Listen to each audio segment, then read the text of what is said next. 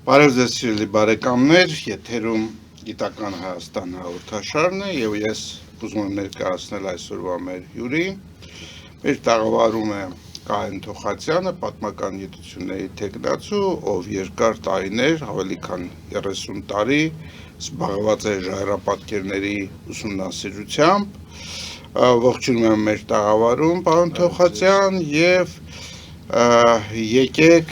խոսենք ձեր նոր բոլորին վերջերս հրատարակված գրքի մասին, Հայաստան ժայռապատկերներ, եւ սկսենք երևի ինչպես ստացվեց, որ այս գիրքը գոյություն ունեցավ։ Շնորհակալություն հրավերի համար։ Հիշում եմ, որ ուղիղ 5 տարի առաջ ապրիլին Տիկին Գահանի հետ հաղորդում արեցինք իմ տեխնացուականի պաշտպանությունից երկու ամիս անց, եւ այդ ժամանակ ես ցույց տվեցի գիրքը երկու հատորով, գիրքը չէ, ատենախոսությունը, տեքստային մասը առաջին եւ երկրորդը հավելվածները, որտեղ մոտ 200 գունավոր աղյուսակ էր։ Եվ շատ հետաքրքիր հաղորդում ստացվեց, եւ հետո հավանաբար քիչ անց կնշեմ, թե հաղորդումը ինչ արդյունքներ բերեց եւ ինչպես նպաստեց։ Դուք այդ հաղորդման ժամանակ խոսում եք, որ լավ կլինի, որ հրատարակվի այդ ամբողջը, որովհետեւ հսկայական աշխատանք է կատարված։ Ցույց տամ, մոտակ մի քիչ բարձրացնեմ, ցույց տամ։ Ահա Հայաստանի ժայռապատկերները, թեթևակի նկարագրեմ, երկու բառից է վերնագիր, ինչպես երևում է, Հայաստանի ժայռապատկերներ, եւ որոշեցի ձևավորումը ինքս եմ արել, առաջին ֆորզացում, այսպես ասած, Հայաստանի բնաշխարհը, Հայաստան բառը, եւ երկրորդ նախզացում արդեն բնաշխարհի մի հատվածը, մեկ խոշոր ժայռապատկեր եւ ես էլ կողքը կանգնած։ Սա ուզում էինք խոսել գրքի իհայտ գալու պատմությունից։ Ձեր հաղորդումը նայեց Սան Ֆրանցիսկոյում բնակվող մեր ազգային բարերարներից մեկը Էդվարդ Մսրլյանը, երջանկայի շատակ, եւ հաղորդումից որոշ ժամանակ անց զանգահարեց, հարցրեց գրքի մասին, ասացի, որ դա գիրք չի, այլ ատենախոսությունն է երկու հատորով, հարցեց պիտի տպվի, ասացի բնականաբար մեր ինստիտուտը, ես պատմության ինստիտուտում եմ աշխատում 94 թվականից, ինստիտուտը սովորաբար բոլորիս գրքերս է սպիտակ տարբերակով, ոչ նկարազարդ տպելու հնարավորություն ունի հրատարակելու։ Ինքն էլ անմիջապես առաջարկեց, որ գունավոր դարձնելուն, գունավոր տպագրության ինքը կոժանդակի առաջարկեց համապատասխան չափի խոսքով վճարում, եւ մի քանի անգամ խոսում էինք, ասեց ուղարկեմ այդ գումարները, ասում էի պարոն Մսրլյան, հենց ուղարկեք պատասխանատվություն կզգամ, անմիջապես տանեմ տպարան, բայց դեռ մի քիչ անավարտություն իմ պետանտության հետևանքն է, ես զգում եմ, ուղարկեց մասամբ, փոքրիկ մի $1000 ուղարկեց, եւ հետո երկու անգամ էլ խոսեցինք, ասում էր մնացած ուղարկեմ, ես էլ ձգձգում էի, հետո էլ ինքը մահացավ, ցավոք, բայց դա չխանգարեց ինձ եւ ինչ որտեղ իր նպատակը իրականացնելու համար ավելի արագացրեցի եւ այս տարի Գիտությունների ակադեմիայում գործող հայագիտական հետազոտությունները ֆինանսավորող համահայկական հիմնադրամի աջակցությամբ դիմեցի, եղավ վճարումը գրքի տպագրության համար, մասամբ էլ ես համաֆինանսավորմամբ մասնակցեցի եւ ի վերջո 150 օրինակով լույս տեսավ գիրքը։ Գիրքը ծանրակշիռ է շատերի ասելով, իմ կարծիքով էլ, բայց նաեւ ծանր է, կիլոգրամ եւ 800 գրամ եւ այսօր ես գրքի մեծ մասը, տպականակի մեծ մասը մոտ 130 հատ պիտի բաժանվի բնականաբար իմ ցանկությունն է հիմնադրամի թեթևակի պայմանը, որ բոլոր գիտակրթական հաստատություններին Հայաստանի եւ Սփյուռքի թանգարաններին եւ գրադարաններին բնականաբար նաեւ արտերկրի կազմակերպություններին գիտական, հայ գիտական մեծ հաշվով գիրքը այդպես էլ հասանելի չի լինելու լայն հասարակության շրջանակներին։ Հավանաբար Ճիշտ է, ինքը գիտական գիրք է, բայց նաև ինքը հետաքրքիր մշակութաբանական շատ այսպես շերտեր։ Շատ լավ, շնորհակալ եմ, իհարկե, բայց գտնում եմ, որ գիրքը պիտի ունենա իր ուղղակի հասցեատերը, իդեմս բոլոր ինստիտուտների, համապատասխան բաժինների, բուհերի գրադարների եւ մարզային եւ երևանյան թանգարանների, դա ես եմ որոշում, որովհետեւ գիտեմ թե որտեղ ովքեր են զբաղվում եւ ում է պետք։ Իսկ մյուսները հավանաբար 5-ից 10 օրինակ գրախանութում պիտի դրվի, որ քաղաքում էլ գրքի շարժը երևա եւ դա իհարկե գրքի արժեքի գնահատման մի ձև է, արժեքն ու գինը բնականաբար իմաստով տարբերվում են իրարից, երևի այդպես էլ կանենք, գրախանութներից ի դեպ առաջարկում են, որ գիրքը անմիջապես շատ արագ թարգմանվի ռուսերեն, որովհետև ռուսերեն կարդացողներ Հայաստանում շատ կան, մի մասը իրոք կարդացողներ են մինչև վերջ, մյուսները ուղղակի որպես գունազարդ եւ Հայաստանը ներկայացնող բազմակողմանիորեն ներկայացնող հատկապես հին մշակույթը, որը քիչ է արտացոլված մեր գրական պատմական հետազոտողների մոտ, եւ նույն անգլենի համար հավանաբար նորից կդիմեմ հիմնադրամի եւ իրենք արդեն ավելի բարձր ֆինանսավորմամբ թարգմանությունը կիրականացնենք, այդպիսով հայ մշակույթի այս կարևորագույն մասը, նշեմ, որ ժայռապատկերը մեր եւ ընդհանրապես աշխարհում պատկերագրական մշակույթի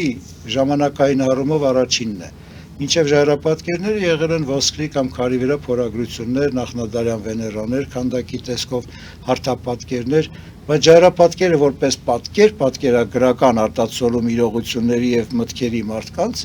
զգացողությունների առաջինն է։ Թույլ տվեք այսպեսի մի հարց տալ, որոշ հետազոտողներ համարում են եւ երևի իրենք մեծամասնություն են կազմում, որ ժայռապատկերների ժամանակահատվածում ազգերի մասին խոսելը մի փոքր ձգված է, այսպես ասենք։ Ինչպես հիշում ենք մեր համասանական կրթության դասընթացներից, հատկապես փիլիսոփայության, ազգը համարվում էր բուրժուական կապիտալիստական ժամանակների կատեգորիա, ինչու, որովհետև ազգը պիտի ունենար բնորոշվում է լեզվով, տարածքով եւ հատկապես սահմաններով ու պետականությամբ։ Էլ չեմ ասում մշակութային յուրահատկությունները, սովորույթները եւ այլն։ Պետականությամբ ես չեմ կարծում, որ ազգերին կարելի է, ազգերը շատ ավելի շատ են, քան պետությունները։ Պետական որոշակիորեն հարևանների կողմից ընդունված սահմաններով։ Սա իմ տարածքն է, սա հարևան է։ Այդ առումով եմ ասում, բայց ազգ կատեգորիան հասկացությունը առաջին հերթին կարծում եմ պիտի բնորոշվի մարդաբանական տիպով, գոնե դիմային մասով, լեզու, հավատալիքներ եւ կրոն, այս ոլորտը, սովորույթներ եւ այդ բոլորին միավորում է բացի մարդաբանությունից ընդհանուր մշակույթը։ Մշակութաբանական։ Այդ դեպքում, պարոն Տոխածյան, պետք է առնվազն այսպիսի բան լինի, որ ինչ որ տարածքի արեայի, ինչ որ մարդկանց բնակության ժայռապատկերները իրենց ոճով, իրենց ինչ որ առանձնահատկություններով տարբերվեն այլ արեայում գտնվող ժայռապատկերներից։ Կա այդպիսի բան, թե ոչ։ Դուք արդեն պատասխանեցիք հարցին։ Ես կրկնեմ ու փոքրինչ ավելի այլ երանգով։ Տեսեք, ամբողջ մեծ հայքում ժայռապատկերները դրսևորում են մի օրինակություն, բառի ոչ բացական իմաստով, միակերպություն, մտածողության եւ նույնականություն, տեխնիկական կատարման ընդհանրականություն, այս բոլորը մեկտեղ վերցրած վկայում է այն ստեղծող արարողների, հիմա ազգ եզրը չօգտագործեմ, արարողների էթնիկ պատկանելության մշտագոյություն այս տարածքում, շարունակականություն, որը դրսևորվում է մշակույթում։ Իսկ ինչ է մշակույթը? Մշակույթը այն է, ինչ արել է մարդը բնության մեջ։ Այն ինչ տարբերվում է բնության մեջ եղածից։ Ամեն ինչն է մշակույթ։ Ունի նաև իհարկե բացասական կողմեր էլ ունենում մշակույթը, թեև օրինակ պատերազմի մշակույթը եթե փորձենք վերլուծել, թվում է բացասական, բայց ազգային ազատագրական պայքարի դեպքում մենք չենք կարող համարել։ Շատ լավ։ Շարունակեմ այդ միտքը մի փոքր, Ես սովորաբար գրում եմ ավելի զգույշ եւ իմ կարծիքով ինձ համար գոնե վստահելի եւ այլոց համար որ արարողներն եղել են նստակյաց, ունեցել են մեկ դիմագիծ, շատ մոտիկ, առանց շատ մարդաբանական տիպներ, իհարկե մշակութաբանական։ Եվ ես սովորաբար գրում եմ մեր նախնիները։ Կամ ինչպես մեկ-մեկ ասում եմ, իմ 100-րդ պապը, ինձնից պապ, մարդուց պապ 50 տարի ազգային նախնիները 5000 տարի, այսինքն 3-ից 4000, թեև կան ժայռապատկերներ, որոնք շատ բարձունակ են բարի լավ իմաստով իհարկե առաջնային իմաստով եւ սովորաբար տարիքը ինչպես ենք որոշում, գրեթե ոչ մի բնագիտական մեթոդ չկա, բայց եթե տեսնում ես մեծ քարի մեկ մեծ կես մետրանոց այծի կամ քարայծի կամ եղջերվի պատկեր, սա պաշտամունքային տեսարաններ են, եւ մարդը կենթանուն իրենից ավելի հզոր էր պատկերացնում, իրեն թույլ եւ այդ ուժեղ կենթանուն մեծ չափերով նկարելով ուզում էր ցույց տալ նրա հզորությունը, բայց եւ կողմնակիորեն թե ինքը ինչպես է նրան կարողացել որսալ։ Հետագայում ասենք 1-2000 տարի անց արդեն հայտնվում է մարդը որսի տեսաններում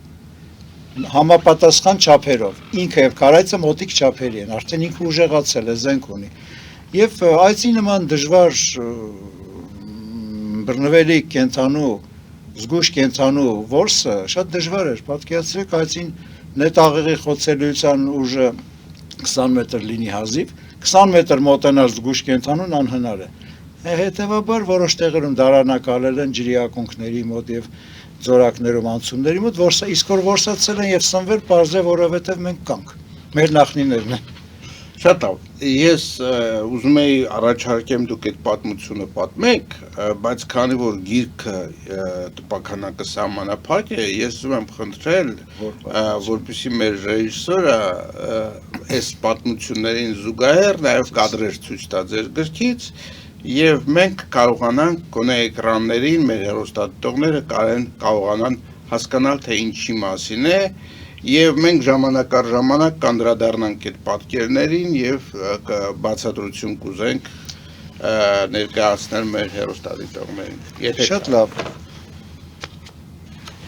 Խնդրեմ գրքի պատկերները այդպես ինչ որ տեմպով փոխեք, իսկ մենք շարունակենք մեր մոտեցումը։ Մտքովս անցավ բացատրել մեկ նկար կազմի եւ աղյուսակներից մեկի մասին։ Կարող եմ հիմա ցույց տալ։ Շատ լավ, բայց երևի հասն։ Հենց որ գա այդ երբ որ գա այդ պատկերը, այո, մենք կանդրադառնանք, կանգնենք, իսկ հիմա ես կխնդրեմ ցույց տալ այն ժառապատկերները, որ գտնում են եւ դուք մեկնաբանեք որոշ բաներ։ Այ եթե մի քանի հետ գնար, ժառապատկերները Հայաստանում հայտնաբերվել են 1886 թվականին։ Այսա թող մնա։ Ձախ կողմում տեսնում ենք ամենավերին մասում մի հասարակ գծանկար ժայռապատկեր հայտնաբերվել է Մաստարայում 1886 թվականին եւ ի զարմանս ինձ եւ գուցե ամբողջ աշխարհի սա աշխարհում առաջին անգամ որևիցե գիտական ամսագրում հրատարակված նախաքրիստոնեական խոսքով հնագույն մշակույթի նմուշ 7 տարի սրանից առաջ 1870 թվականին Իտալիայում Արտամիրոյում գտնվեցին, բայց անմիջապես մերժվեցին, որպես համարվեցին կեղծիք, նորորյա եւ ուշադրության չարժանացան։ Իսկ սրանք լուսավոր Եվրոպայում, իսկ սրանք մեր այս հեռավոր Եվրոպայից հեռու Հայաստանում անմիջապես Մեսրոպ Սմբատյանը հրատարակում է Էջմիածնի Արատ ամսագրում, որ այն ժամանակ մեր գրեթե առաջին միակ Կովկասում եզակի գիտական ամսագիր անմիջապես հրատարակում է շատ բարձր ճիշտ մեկնաբանությունը։ Հետո գտնվեց մեջտեղի նկարում արդեն օրիգինալ լուսանկարը։ Այդ քարն է, հա, փաստորեն։ Մեջտեղի մասում քարը։ Հաջորդը աջ կողմի պատկերը նախորդը։ Աջ կողմի պատկերում նախորդը, չէ, նախորդը, մի հատ էլ Այսա, աջ կողմի պատկերում Լևոն Լիսիցյանի, նա Սրբոյ Լիսիցյանի եղբայրն էր, Լևոն Լիսիցյանը 1913 թվականին բարձրանում է Գեղամալերներ, գտնում մի քանի ժայռապատկեր, անմիջապես դա հրատարակում է ծնողներին ուղարկած նամակում եւ պահպանվել է, Բայց այդ մասին մենք իմացանք շատ ավելի ուշ Գևորգ Տիրացյանի թարգմանությամբ։ Եվ պատահաբար իմ ժառապատկերային, այսպես ասած, կենսագրություններ սկսվեց հենց այս կետում, ինչու։ Երրորդ կուրսում էինք, տղաներով տեսել էինք Համալսարանի Բաքում մի ժառապատկեր, հետաքրվեցինք ու մի քանի օր անց վերցնելով հրատարակված այս հոդվածը մի երկու գիրք Մարտիրոսյան, Հարություն Մարտիրոսյանի եւ Գրիգոր Ղարախանյանի գրքերը գնացինք Լեռները եւ պատահաբար ինչ որ նախախնամություն էր թե ինչ մեր առաջին տեսած ժառապատկերի խումբը հենց Լևոն Լիսիցյան, դե պատկերացրեք մեր ուրախությունը, հոդվածը ձեռքներից գնում ենք, 66 տարի անց հայտնվում ենք պատահաբար նույն տեղում, որտեղ Լևոն Լիսիցյան այդ վերին 4 պատկերն է հայտնաբերել։ Քանի որ հրատարակման ժամանակ տեղը, վայրը կամ որևէ կոորդինատ ոչինչ չէր նշում։ Իդեպ նշեմ, որ Արագածում մինչև մեր ուսումնասիրություններ Արսեն Բոբոխյանի եւ մի տարի անց իմ հետազոտությունները, էքսպեդիցիաները հայտնի էր 24 ժառապատկեր հրատարակված, որոնց տեղերը հայտնի չէր։ Հիմա մոտապես 1000 է, այսինքն 13 թվականից մինչև օրս գտնվեց գրեթե 980 ժառապատկեր, որ ֆիքսվեցին արդեն տեղը, կոորդինատներով բնականաբար եւ Արագածը փայլեց։ Հաջորդը 25-ից 30 թվականներին մեր հայ հնագիտության հիմնադիրներից Օրբելիներ եւ Աշարբեկ Կալանթարը 25-ից 27 թվականներին էքսպեդիցիա են հատուկ Հայաստանի կառավարության որոշմամբ կազմակերպվում, գնում են Արագած, դարձյալ հայտնի չէ թե որտեղ, եւ տեսնում եք ամենտեղ այս սպիտակ լուսանկարները Աշարբեկ Կալանթարի արածն են։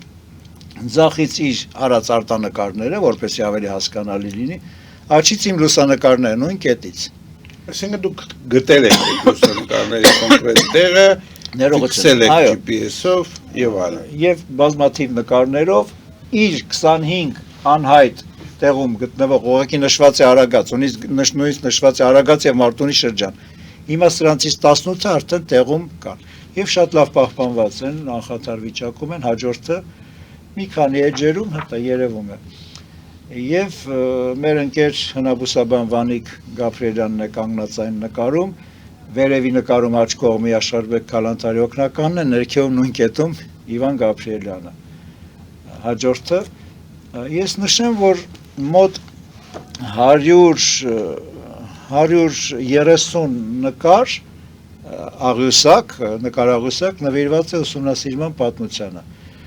Վերջինը թերթելով կգնանք, վերջինը նոյեմբերի 15-ին եմ գնացել Եղեգնաձոր, Արատեսի եկեղեցուց այժմ չկա վերև, 2700 մետր բարձրության վրա տեղացի Մարատ Զաքարյանը, հուշարձանապահպան, հրավիրեց ուսումնասիրելու իր 6 օր առաջ գտած ժառապատկերները։ Մի կերպ հասանք, ձյուն էր գալիս, եւ դա նույնպես տեղ գտավ գրքում վերջին պահին նոյեմբերի 15-ի նյութերը։ Շատ լավ, փորձենք հիմա ուրեմն այսպես ամփոփել, բայց ամփոփելուց առաջ ես առաջարկում եմ դուրս գալ կարճատև գովազդային դադարի, որից հետո կշարունակենք մեր զրույցը։ Գովազդը եթերում, մնացեք մեզ հետ։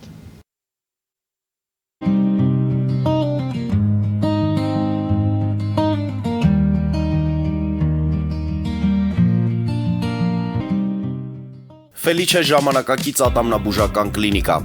Այստեղ հարմարավետությունն ու խնամքն առաջնային են։ Այստեղ կիրառվում են ատամնաբուժական ամենաժամանակակից տեխնոլոգիաներ, ճշգրիտ ախտորոշում, արդյունավետ բուժում, նուրբ փորձառություն եւ անհատական մոտեցում։ Սկսած սովորական մանրուքներից մինչև առաջադեմ ընթացակարգեր, այստեղ դուք գտնվում եք բարձր որակավորում ունեցող եւ փորձառու ատամնաբուժական մասնագետների ձեռքերում։ Մեր բարեկամական եւ հյուրընկալ անձնակազմն այստեղ է յուրաքանչյուր այցը հաճելի դարձնելու համար։ Ֆելիչե, ձեր առողջ եւ ամենաերջանիկ շպիտը սկսվում է այստեղից։ Եկեք եւ բացահայտեք նորարարության փորձագիտության եւ կարեկցանքի կատարյալ համադրությունը։ Վաճառվում է գերմանական հնաոճ դաշնամուր 1892 թվականի արտադրության ֆոն Մուրբախ։ Գտնվում է գերազանց վիճակում։ Կինը 15000 ԱՄՆ դոլար։ Հեռախոսահամար 094 115 310։ Երևան փոստը Գրանադա Հյուզում տեղեկացնում եմ։ Դրամական փոխանցումներ 1%-ով։ Օդանավով 1 փաունդը 2.99։ Նավով ուղարկեք 1 արկղ, երկրորդ արկղը անվճար։ Ավտոմեքենաների փոխադրում անհավատալի արժեքներով։ ինչպես նաև կահույք եւ մեծ չափի բեռների փոխադրում։ Jackpot հագուստի խանութը երկրորդ մասնաճյուղն է բացել Գլենդելի սրտում, որտեղ կարող եք ձեռք բերել եվրոպական եւ ամերիկյան ընտիր հագուստեղեն, կոշկեղեն, աքսեսուարներ, պայուսակներ ամենահարմար արժեքներով։ Նաև կարող եք ցանկացած ապրանք պատվիրել եւ ձեռք բերել կարճ ժամանակում։ Jackpot-ի Գլենդելի հասցեն է 1135 North Pacific Avenue, հեռախոս 818 813 2252։ Jackpot հագուստի լավագույն կենտրոնը Գլենդելում։ 60-ից ավելի ճանաչված եվրոպական բրենդների ինքնատիպ, չկրկնվող եւ մատչելի ընտրանին Fortuna Home and Country House խանութ սրահում։ Նորաոճ սպասք եւ կահույք հորեկա բնագավառի համար, տեքստիլ, տնտեսական ապրանքներ, ամեն ինչ գեղեցիկ կյանք։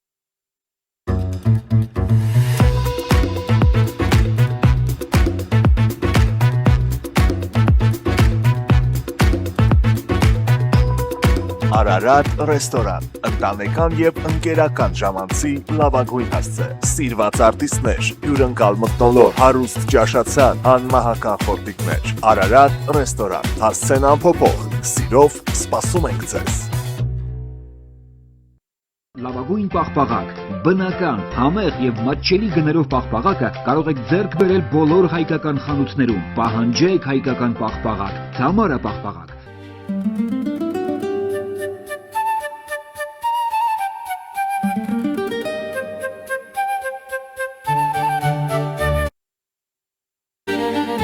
Նոյան տապան տպարան, Նոյան տապան հրատարակչություն, շարվածքից մինչև տպագրում, զանգահարեք, գրեք, այցելեք, միասին պատրաստենք ձեր գիրքը, ամսագիրը կամ թերթը, որտեղ նշվելու է, տպագրված է Նոյան տապանում։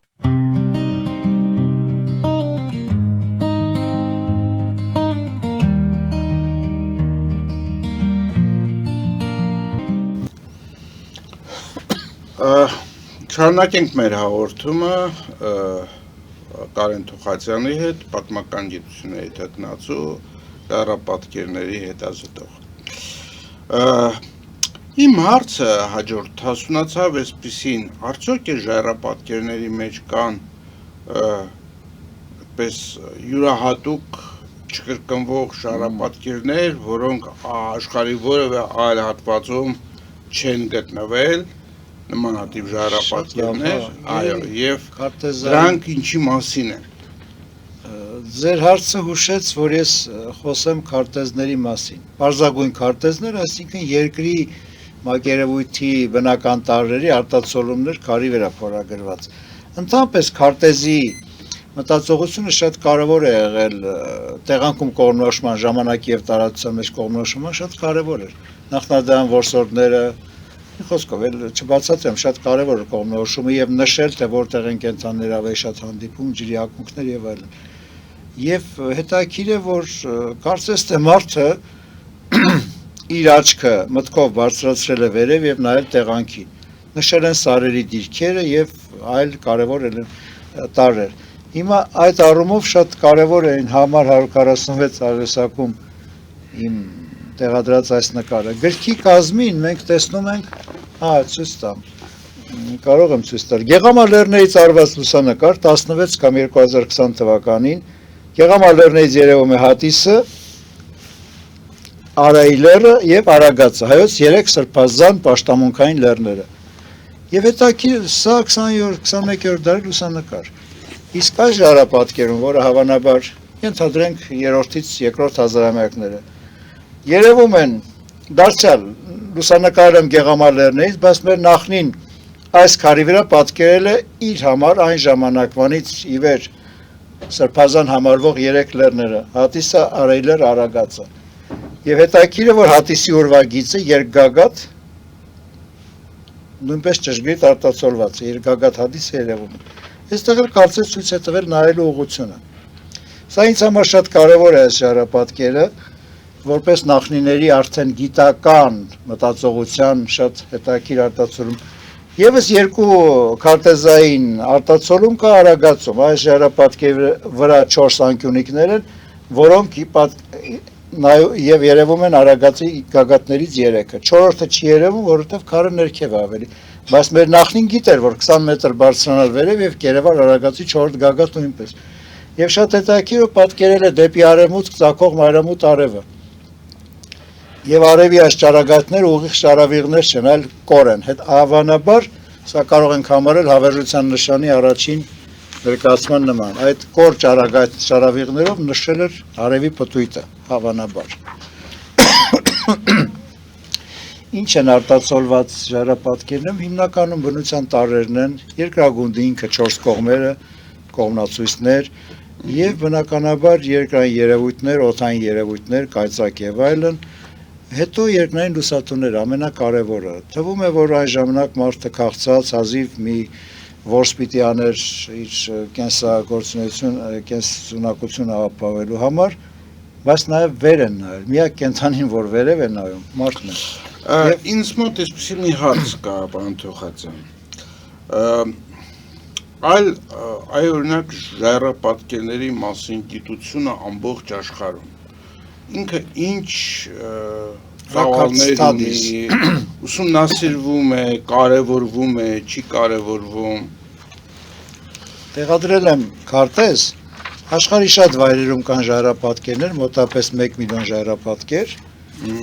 Եվ դրանք ուսումնասիրության առարկա են, աշխատություններ, գիտական հետազոտություններ, համեմատություններ։ Այդ ոլորտը կոչվում է Rockart Research կամ Rockart Studies։ Հայերեն մենք ժայռապատկերաբանություն ենք ասում, քարտեզը գտնեմ, գտա։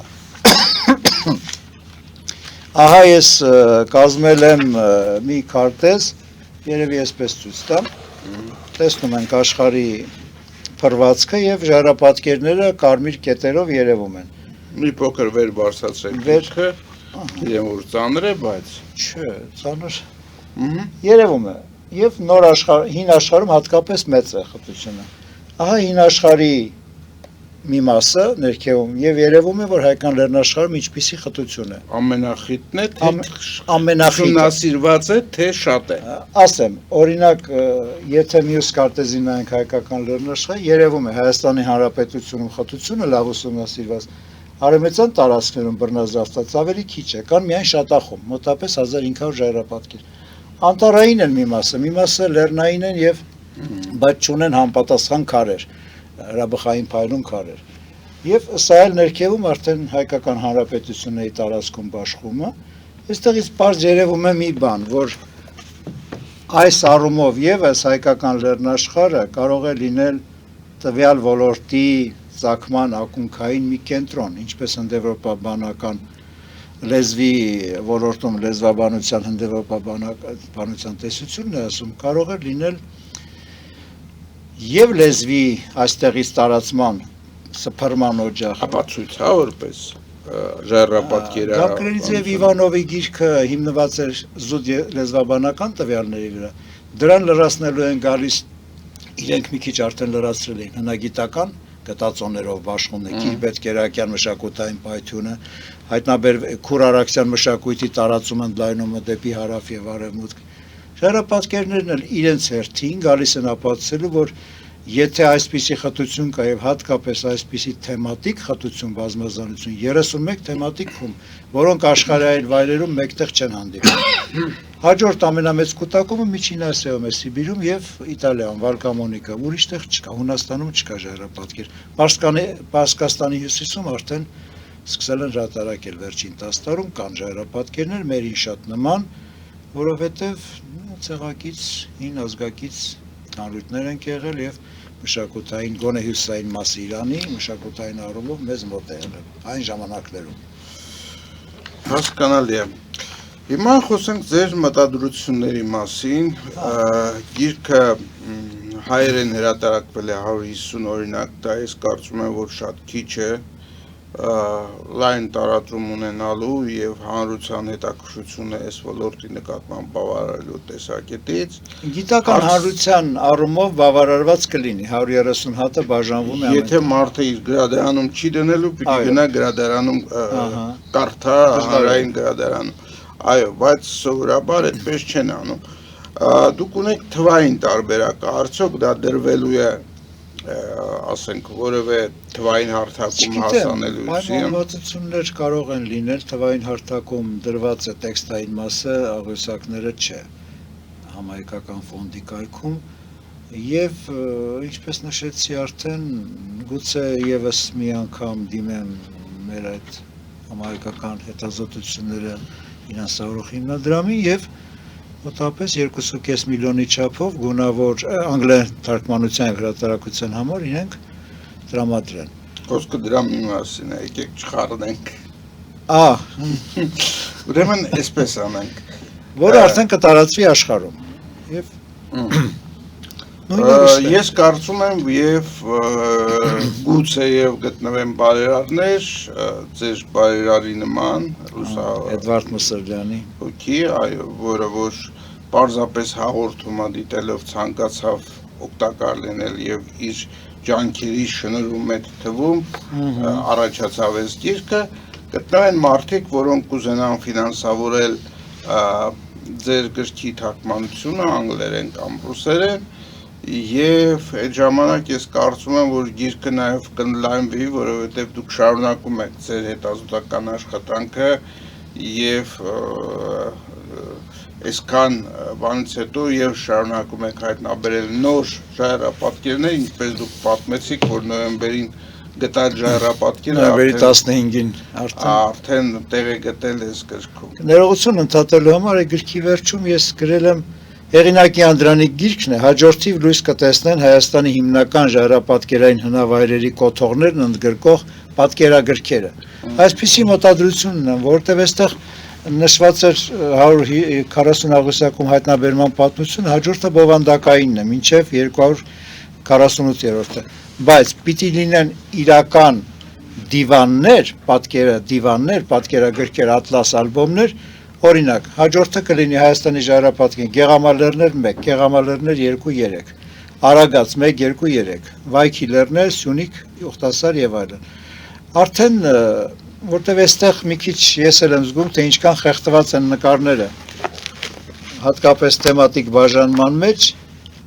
սա ուսումնասիրելու համար հարմար չի, սա ուղղակի թերթելու, ծանոթանալու, բայց ամեն նկարը մեկ էջի վրա պիտի լինի 4 նկար, կողքին հավանաբար նաև արտապատկերը հեշտ ընկալելու համար, վիզուալ ակնառու լինելու համար, այդպես արդեն կլինեն բարակ հատորներ առանց շատ տեքստի, որովհետև այստեղ իմ տեքստը 200 էջ էր, իսկ վերջում 40 էջ միայն գրականության ցանկը։ 50 էջով միասին տեղանունների ցանկ եւ բոլոր հղումները, որ նկարը որտեղից է, ումն է, տանգանային համարները օգտագործված նյութերի Իրականում ես կարծում եմ, որ այդ տվյալները պետք են նկարների հետ, որովհետև այլապես ստացվում է